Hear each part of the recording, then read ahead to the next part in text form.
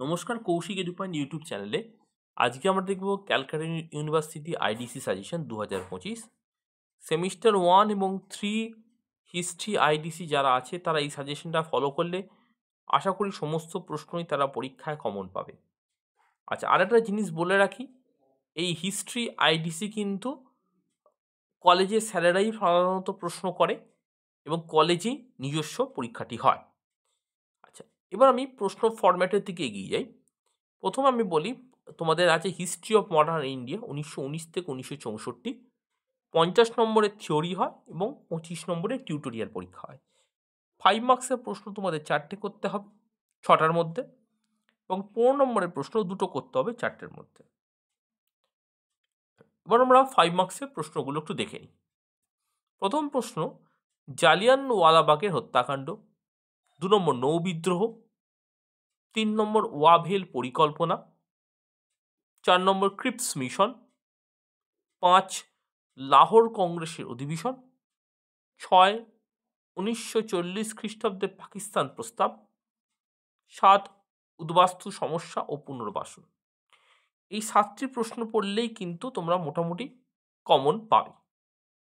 এবং 5 মার্কস ছাড়া আমার যে 15 নম্বর প্রশ্ন আছে সেগুলো একটু দেখে নেওয়া যাক। প্রথম প্রশ্ন, ভারতের স্বাধীনতা সংগ্রামে সুভাষচন্দ্র বসু ও আজাদ হিন্দ ফৌজের অবদান।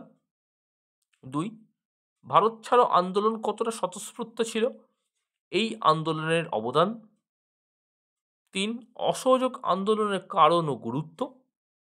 4 জওহরলাল নেহরুর বিদেশ নীতি বা বৈদেশিক নীতি, তার নেতৃত্বে জোট নিরপেক্ষ আন্দোলন।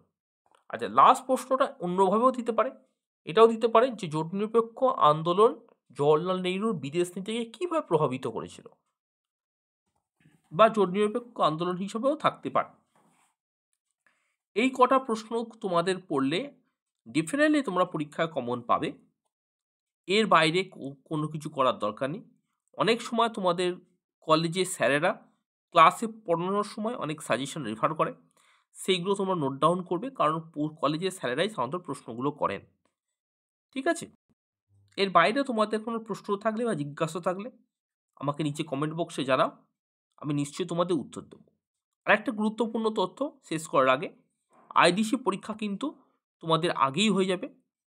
সাধারণত কলেজের নিয়ম অনুযায়ী সবাই কিন্তু ফেব্রুয়ারি মাসের প্রথম সপ্তাহতেই, অর্থাৎ 10 তারিখের মধ্যেই কিন্তু কমপ্লিট করে নেয়, এবং সেটাই কলকাতা ইউনিভার্সিটির নিয়ম।